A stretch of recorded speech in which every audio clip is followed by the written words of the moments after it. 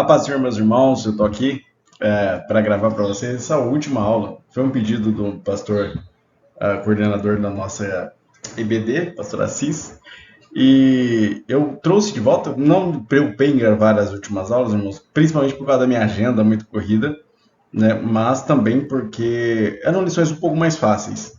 Né, e eu acredito que o propósito de trazer alguma lição interessante, com um conteúdo mais difícil de ser tratado, tinha sido sanado. Mas, nesta última lição, é bom falar sobre algumas coisas muito interessantes que existem, principalmente discutidas nessa lição, e que eu acho que você vai gostar para a gente poder dialogar, se encerrar essa revista, que foi realmente uma revista muito difícil, mas também muito prazerosa de estudar, porque exigiu o esforço de todos nós. Vamos lá para a nossa lição, então, para a gente poder conversar sobre algo muito importante, que é o mundo de Deus no mundo dos homens. Bom, primeiro que a gente tem o textuário. O textuário já é uma maravilha, meus irmãos. É uma referência de Mateus, capítulo 1, versículo 23, falando sobre uma outra referência. É quem dialoga no Novo Testamento com o Antigo Testamento. Aqui nós temos duas pessoas conversando. Mateus, apóstolo de Cristo, e Isaías, o profeta Isaías. Isaías capítulo 7, versículo 14, é a referência para essa discussão. Mas a virgem ficará grávida e dará à luz a um filho, e lhe chamarão Emanuel. Deixa eu tirar um detalhe. Tem muito pregador por aí falando uma besteira absurda que provavelmente, se você é pentecostal, você já ouviu essa besteira em cima do púlpito. O que eles falam mesmo? Que a tradução da palavra Emanuel é In-men-el, Deus dentro dos homens. Tipo assim, em inglês, já divide aí, é o hebraico, e men seria também um inglês britânico, alguma coisa assim, não tem nada a ver, um alemão que não tem nada a ver isso, porque men em inglês, o plural de homem é com E, não tem nada a ver, é um absurdo total, a pessoa literalmente escorregou na batatinha, na maionese, e confundiu a batatinha com a maionese, não tem nada a ver isso, gente. Emanuel significa Deus conosco, não Deus em nós, mas Deus presente no mundo dos homens. É isso que o termo Emanuel vai trazer. A ideia de Deus invadindo a esfera física. Um ser que não tem 3 dimensões como nós, ele entra dentro de uma esfera, da esfera física de 3 dimensões. Então, é Deus invadindo o reino dos homens, o mundo de Deus, o próprio Deus em pessoa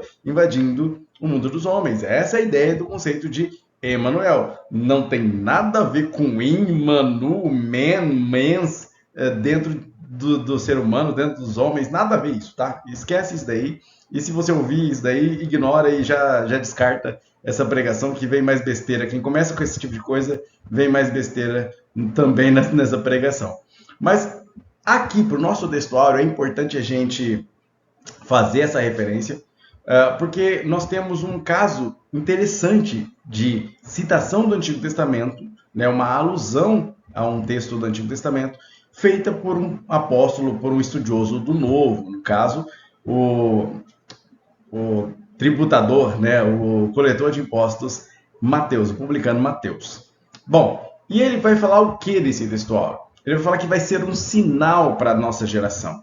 Um sinal para a geração, para a humanidade inteira, de que Deus estava mobilizado para redimir e para remir a humanidade do seu pecado. Por isso, o sinal que seria visto seria de uma virgem, uma pessoa que não teve relações sexuais, ou uma jovem, muito jovem, ela teria um filho, e esse filho seria filho do Altíssimo. Essa referência, ela está lá em Mateus 1:23 e Isaías 7:14. Só que aí, lá em Isaías, não se está falando do Messias. Em Isaías, Isaías profetiza para o rei, falando do filho do rei que nasceria. E a ideia é de Deus intervindo para salvar o povo de Israel da sua opressão, sendo um salvador de Israel, aquele marido preocupado, aquele Deus fiel, que cuida do seu povo. Então, quando você transporta, e até mesmo a palavra alma, do hebraico, ela tem uma discussão muito grande se ela significa mesmo virgem no sentido literal da palavra ou se significa apenas uma moça, uma jovem, como no caso de Maria, que tinha 13, 14, 15 anos de idade. Então, a ideia poderia ser de uma virgem, mas poderia não ser apenas de uma jovem que teria filho muito cedo. De qualquer forma, Mateus faz esta alusão a Isaías, dizendo que Isaías nem sequer concebia a ideia do que ele estava dizendo como profético. O profeta muitas vezes não sabe do que se trata a sua profecia. Ele apenas profere aquilo que Deus mandou dizer, principalmente no contexto do Antigo Testamento. Isaías profere, então, algo que seria para um contexto mais próximo e que, de repente, vai se refletir, na verdade, em um contexto macro, universal, de um Deus todo-poderoso que resolveria adentrar a humanidade por um sinal miraculoso profetizado pelo Isaías sem saber. E aí Mateus, observando todo o Antigo Testamento e pregando para judeus, sabendo que os judeus entenderiam essa referência, vai lá e diz, olha, o sinal se cumpriu em Jesus. A mãe de Jesus, Maria, ela era virgem quando o Espírito Santo pousou sobre ela e ela ficou grávida pelo Espírito Santo de Jesus. E aí, essa referência, que claro, estou aqui discutindo isso de forma muito rápida e é um negócio muito complexo, mas mostra a beleza dessa nossa lição, que exatamente vai discutir a maravilha e o assombro, o escândalo, como diziam alguns grandes escritores, o escândalo da encarnação, do fato de Jesus, do Deus Todo-Poderoso, caber num corpo humano e vir à Terra, tabernacular entre nós. E aí essa lição traz esta preciosidade de discussão.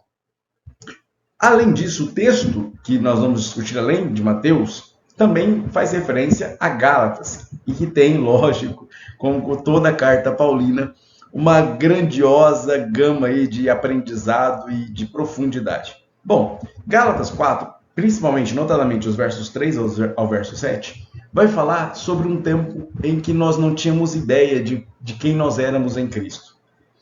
E, na verdade, assim como Paulo prega em Romanos, nós éramos presos pelo pecado, inimigos de Deus, por causa da nossa rebeldia, daquilo que herdamos, a natureza pecaminosa herdada em Adão. E aí nós vivíamos segundo o nosso instinto, na verdade é essa retribuição pelo pecado, ser largado ao seu próprio instinto animal. E aí o homem, lógico, guiado pelo seu instinto animal, foi a pior e é a pior pessoa que pode ser. Ele é depravado em último grau, lógico, porque ele está se guiando pelo seu próprio coração e estando debaixo dos rudimentos do mundo, da moral do mundo, que é cada vez mais caída. Mas chegou um momento, diz o texto, Gálatas 4:4, que no momento certo, na plenitude dos tempos, ou seja, naquilo que foi arquitetado, segundo Apocalipse 18:3, Cristo nasceu, o Cordeiro de Deus foi morto antes da fundação do mundo. Ou seja, há um planejamento de Deus já feito, para que no momento certo, ou seja, a história estava montada, havia estradas, havia língua, havia toda uma estrutura montada dentro do povo prometido, Israel, para que Jesus viesse. Aí Deus envia o seu Filho no momento certo da humanidade, na hora certa, na plenitude do tempo, nascido da mulher, com a lei estruturada, ou seja, com todo o arcabouço legal, para mostrar para todos, não só aqueles judeus, mas também os de fora, os gentios, nós, nações, que havia nascido o Messias, o nosso Redentor. Nascido sob o critério da lei, sob o critério de uma lei que Deus deu ao povo de Israel para mostrar como ele queria que o seu povo se conduzisse, mas que o povo não conseguiu respeitar, que falhou no cumprimento dessa lei. Então Deus envia o seu próprio Filho para mostrar como se cumpre a lei de verdade, e aí sim mostrar como nós podemos ser redimidos, não por nosso próprio esforço, porque Israel falhou em todos os sentidos, e assim como a humanidade falhou em todos os sentidos, mas justificados por aquilo que Cristo fez por nós na cruz. E aí a palavra é o que está no verso 5, remir, trazer de volta, comprar, resgatar, essa é a ideia. dos que estavam debaixo da lei, dessa imposição legal da morte pelo pecado. Para que no final das contas, aqueles que deveriam ser sentenciados à morte fossem, na verdade, adotados como filhos. E aí é o contraponto do grande perdão e da imensa graça de nosso Senhor, em que aqueles que ele tratava como inimigo e que eram inimigos dele, Romanos 5, lembre-se de Romanos 5, que éramos inimigos de Deus. E aí Deus resolve não só se reconciliar conosco, perdoar o nosso pecado, mas faz mais do que isso. Sua graça é tão poderosa que ele nos alcança com a sua mão e nos adota como filhos. E aí Paulo vai dizer aos Gálatas que nós, além de filhos, recebemos o espírito de filho. Recebemos o Espírito Santo em nós, sabendo que somos adotados por Deus. E é por isso que temos a plena certeza da salvação. Ela é âncora, ela é certeza da salvação, porque nós podemos, pela comunicação do Espírito Santo, com o nosso espírito de filho, chamar a Deus de papaizinho, de Abba, Pai. A palavra mais primitiva para o entendimento do que é a paternidade de Deus. Ou seja, a total dependência de uma criança pequena, dizendo Abba, Abba, Abba, no aramaico e também no hebraico, Abba, Pai. Entender que Deus é o nosso Pai, a única religião, talvez, do mundo, de toda a história, que trata Deus de forma tão próxima como o Pai. Assim, nós não somos mais servos ou sentenciados ou culpados ou mesmo tentando pagar uma dívida impagável. Nós passamos a ser filhos, e esse filho tem direito à herança, e é essa herança que nos está assegurada por meio do sacrifício de Cristo Jesus na cruz. E é esse arcabouço maravilhoso que fala da encarnação, do poder do reino de Deus sendo implantado em um mundo caído, corrompido pelo pecado, e que fala de uma adoção, de uma nova humanidade formada por Cristo, através do perdão, da graça e do sacrifício. É isso que essa lição vem trazer de forma maravilhosa com esse título, O Mundo de Deus no Mundo dos Homens. Bom, o tópico 1 vai falar sobre o título, a ideia inicial, introdutória e também o título dessa lição, o Reino de Deus e o Reino dos Homens. E aí a gente entra por aquela linha temporal que mostra Deus trazendo o homem no jardim, dando a ele a gerência da criação, sendo o íntimo de Adão, o íntimo de Eva, e de repente o homem em Gênesis 3 fracassa no jardim. Eu já fiz isso em várias outras comparações, em pregações também, de que no jardim do Éden a gente fracassa, e Cristo precisa entrar em outro jardim, o do Getsemane, para nos dar a vitória no jardim que a gente fracassou. E aí Deus pune o homem, e a punição é deixar-se ser quem ele é. Ou seja, o homem cai, e decaído como é, querendo sua independência, Deus fala, tá bom, você quer sua independência? Então vai. Você agora vai ser independente de mim. E aí você vai precisar me buscar para poder conseguir ter sentido na sua vida. Porque você, homem, vai se deteriorar por dentro. Você vai se perder de você mesmo, você vai se perder da relação com a sua mulher, você vai se perder da relação com a criação. A criação vai gemer por sua causa, você vai sofrer para poder fazer a criação produzir algo para você. E no final das contas, a sua mulher, que deveria ser independente, toda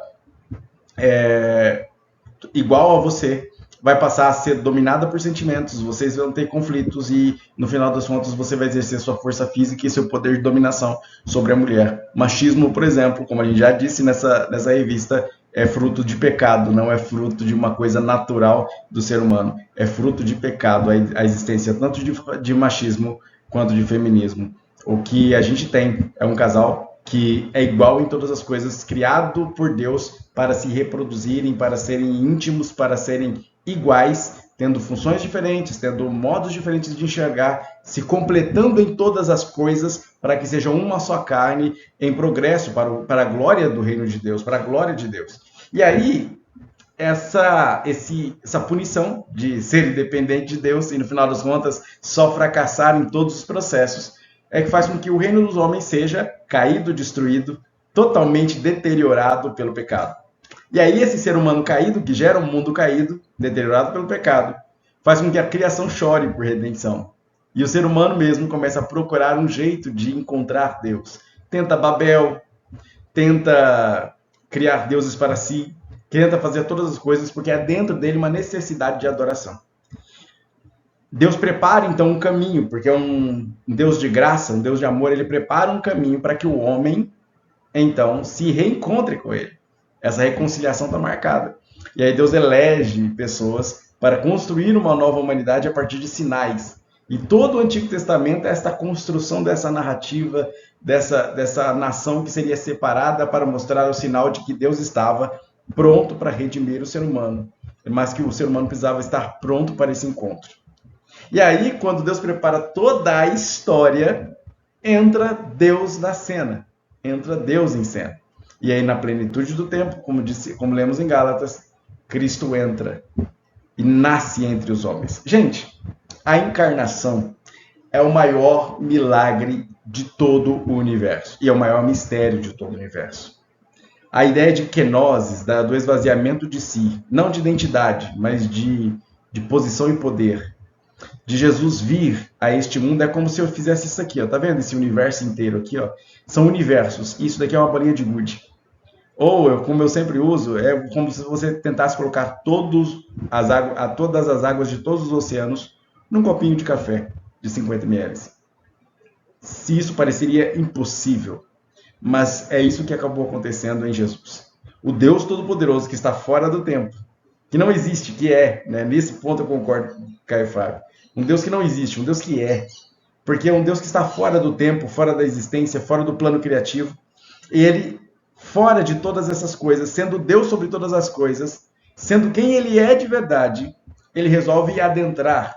Cara, isso é tão absurdo, irmãos. Presta atenção nisso. Eu sou um ser de 3 dimensões, você é um ser de 3 dimensões. Imagine que exista um universo desenhado em uma folha de papel e que esse universo seja um monte de pessoas, quadrados, triângulos, que estejam ali circulando e esse seja todo o universo que eles conheçam. E aí você precisa mostrar e indicar para esses seres de 2 dimensões que eles estão indo para o caminho errado, que eles estão indo para o abismo. E então você alcança o poder de se transformar de um ser de 3 dimensões, com altura, largura e profundidade, em um ser de 2 dimensões. Eu viro então um desenho, igual aqueles desenhos de criança, aquela garatuja de criança, com um pequeno círculo, os bracinhos e as perninhas, e entro dentro deste plano em 2D, né, este plano, para tentar explicar para eles que eles estão indo para o abismo. E aí, o que eles me fazem? Me matam. Essa é uma comparação esdrúxula, mas um Deus acima de todas as coisas, de múltiplas dimensões, fora da existência do tempo, adentra a nossa falha existência para nos dizer que a gente precisa dele, para promover um reencontro da criação com o seu Criador. E aí João, capítulo 1, versículo 14, vai trazer o vocábulo certo.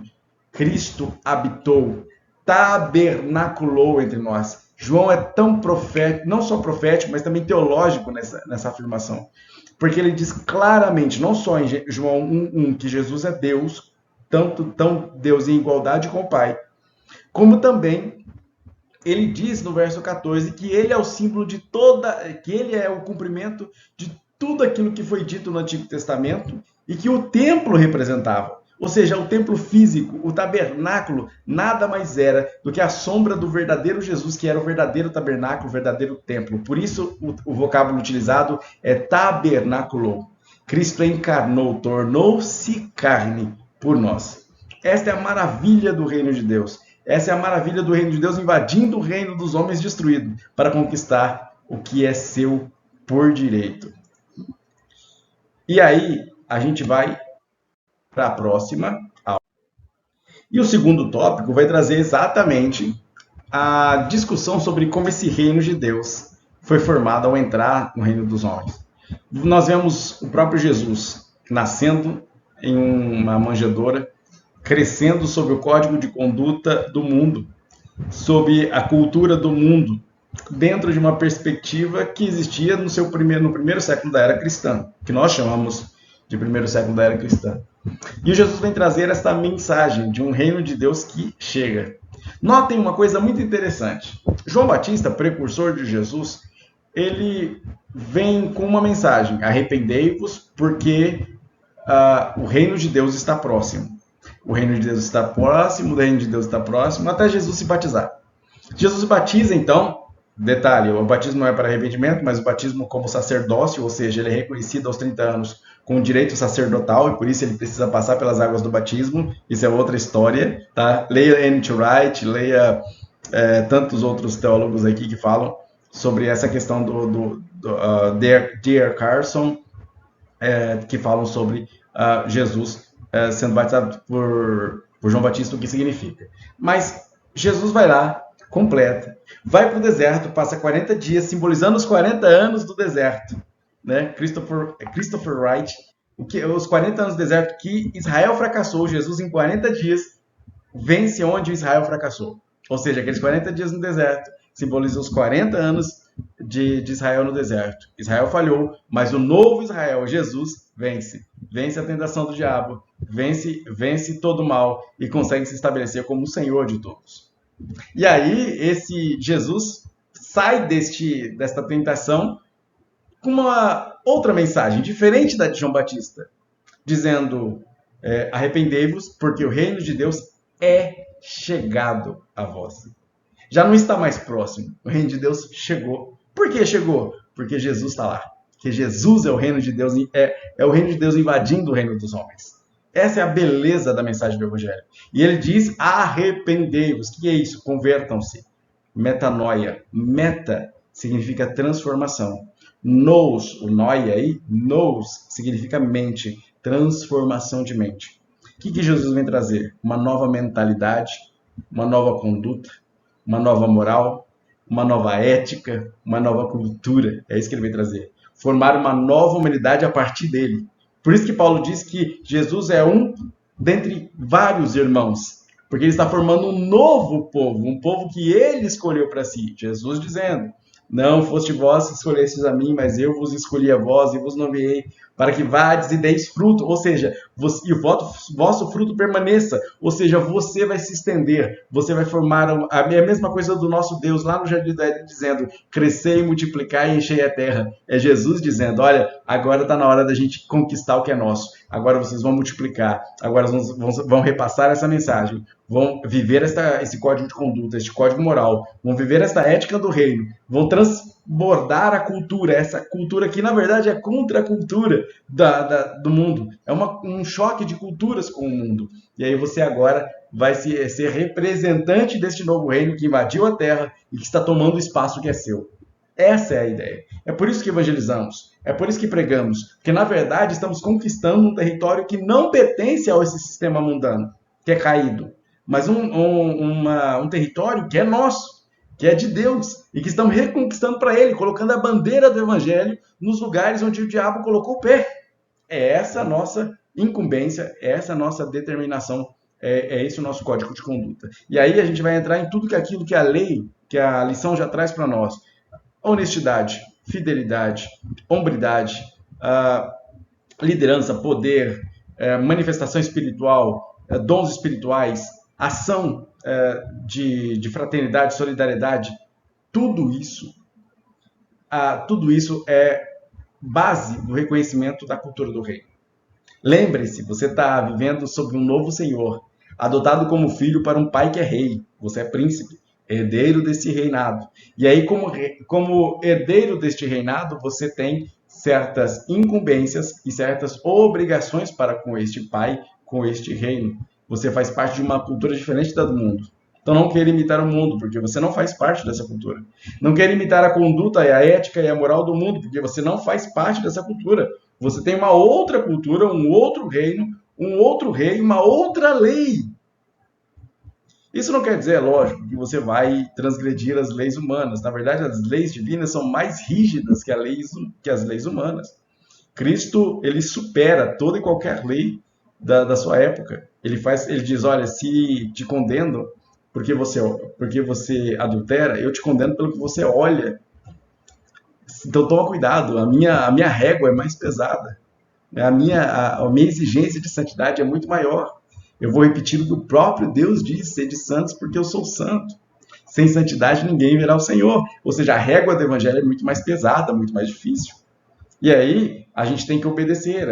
Uma vez que passamos por essa metanoia, esse código de conduta, moral, ética, e transformar a nossa mente, renovar a nossa mente, pelo entendimento do que é ser verdadeiramente parte da cultura do reino. Fora isso, meus irmãos, temos todo um processo que está aí garantido no tópico 2 também, que fala sobre o processo de justificação. Foi Jesus que nos justificou, nos declarou justos pelo que ele fez, não pelo que nós fazemos. Nos regenera, nos transforma e nos coloca em caminho para uma santificação progressiva que vai nos levar até a glorificação futura. Nesse passo de remissão, nesse passo de redenção, nesse passo de restauração, nós fomos adotados. Nós passamos a ser amados, cuidados, geridos pelo próprio Deus. E aí nós temos, como filhos, prerrogativas, herança, mas também deveres. Também devemos, pois, resplandecer e glorificar o Deus que nos nomeou, que nos adotou, que nós carregamos o seu nome. Se o meu povo que se chama pelo meu nome, nós que carregamos o seu nome, devemos cumprir os nossos deveres como filhos adotados. Então a gente precisa também entender este ponto. Não é só uma questão de privilégios, é uma questão também de deveres, de representar neste mundo aquilo que Deus nos chamou para ser como representantes do seu reino. Portanto, pessoas que se dizem representantes do reino e que não carregam essas prerrogativas e esses deveres não terão direito à herança. Portanto, não entrarão no reino do céu, não são filhos. São falsos profetas, são falsas pessoas, que no final das contas a única coisa que os espera é a condenação de alguém que se passou como filho, não sendo filho.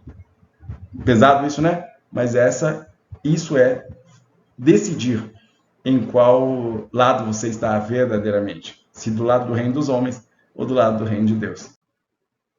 E para nós encerrarmos, eu tenho que dizer o último tópico, que é exatamente a ideia de permanecer no mundo dos homens. O que fica, então, para quem fica? O que acontece com quem fica? Bom, vocês conhecem o Senhor dos Anéis, né? Vocês conhecem o Senhor dos Anéis. Vocês sabiam que o Senhor dos Anéis é uma representação do Evangelho, não sabiam? Alguns não sabem. Quando eu venho conversar com jovens, principalmente, eu falo: ei, vocês leram Crônicas de Nárnia, que fala sobre Jesus? Ah, não sabia que falava sobre Jesus. Bom, C.S. Lewis, eles tinham uma certa amizade, de J.R. Tolkien e C.S. Lewis, faziam parte de um mesmo clube, né? Eles eram intelectuais. J.R. Tolkien era um tanto temeroso em publicar o seu livro, é C.S. Lewis que incentiva ele a fazer isso. E aí, C.S. Lewis já está famoso com Crônicas de Nárnia, quando finalmente o J.R. Tolkien escreve, não só escreve, né, lança o Senhor dos Anéis. E aí o Senhor dos Anéis mostra o peso do pecado e o que o pecado faz com a gente. Olha o Gollum aí. O Gollum é o desejo pelo pecado compulsivo. O desejo pelo pecado, pelo poder, pelo aquilo que o pecado traz, faz-nos ser como Gollum. E aí, quem entra por este caminho vai terminar como servo, né, do lado mal. O mundo dos homens que é representado por Mordor. E aí você precisa escolher. Carregar com dificuldade, com dependência, como fazem os mais frágeis seres, né? Carregando o peso do anel. E só eles podem carregar o peso do anel sem serem contaminados, porque são frágeis, dependentes. São aqueles que, por sua dependência e por seu cuidado, por saberem quem são, e por se colocarem totalmente dependentes, não são influenciados pelo poder do anel. São mais a eles que cabe destruir o anel numa redenção final. Para isso é preciso ter o coração puro. Então, o mal de permanecer no mundo dos homens é terminar como Gollum. É terminar consumido pelo próprio pecado. Isso é inferno. Ser consumido pelo próprio pecado. Diz o texto, dito pelo próprio Jesus, que o inferno haverá pranto e ranger de dente. Imaginou a tortura da sua própria consciência te destruindo como um fogo interior, consumindo todo o seu ser? Não só a sua alma, mas também seu corpo, fazendo de você uma tortura indefinida e para sempre, eterna, porque você está se consumindo, como Gollum, pelo poder do pecado que você assumiu para si. Então o ímpio, ele vai passar por isso. Nós, e me incluo nessa, porque busco isso, e é isso que é na crucificação de Cristo, no sangue purificador de Cristo, que nos colocamos, tentando alcançar pela graça a mão naquela cruz poderosa que nos salva, e oferecendo, por meio da pregação, essa oportunidade a todos, assim como Cristo ofereceu a todos quando abriu os braços na cruz. A gente busca dizer, olha, não fique no mundo dos homens, vem para o reino de Deus. No reino de Deus há um lugar de justiça, paz, tranquilidade, amor e bondade para você. Não fica no mundo dos homens sendo escravos dos seus próprios pecados, servindo a um Deus mau, a um ser mau, que no final das contas o que quer é destruir o mundo e governar as ruínas. Não faça isso. Não passe por esse problema. Vem para o reino de Deus. Vem ser filho. Vem ser adotado. Vem ser redimido. Vem ser amado. Porque é isso que nós precisamos como filhos de Deus. Amém, meus irmãos? Que Deus abençoe em Cristo Jesus. E eu espero que todos esses vídeos e os que te clamo aí a continuar me seguindo, a assistir os próximos vídeos no meu canal, a se inscrever no canal e a compartilhar com o máximo de irmãos possível. Indique o canal para que a gente possa alcançar mais pessoas e as pessoas possam ouvir a boa nova do Evangelho. Que Deus abençoe Cristo Jesus. Amém.